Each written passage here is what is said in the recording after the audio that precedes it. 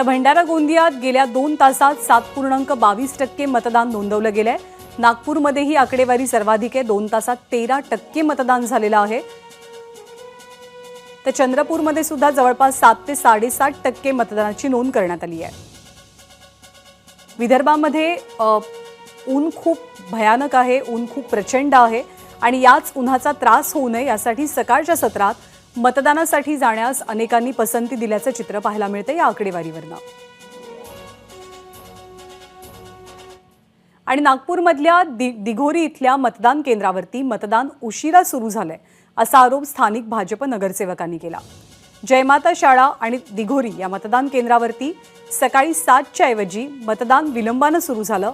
EVM मशीनमध्ये काही तांत्रिक बिघाड झाल्यामुळे मतदानाला विलंब झाला अशी माहिती मिळते।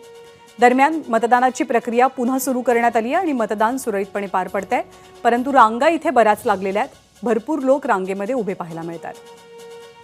प्रभाग क्रमांक 28 दक्षिण नागपूर मतदारसंघातील बूथ क्रमांक 246 मध्ये तब्बल 1 तास 10 मिनिटं मशीनचं कंट्रोल युनिट बॅलेट युनिट बंद पडल्यामुळे इथली स्थिती गंभीर झाली होती। साधारणतः इथे मोठ्या प्रमाणात गर्दी झाली आहे।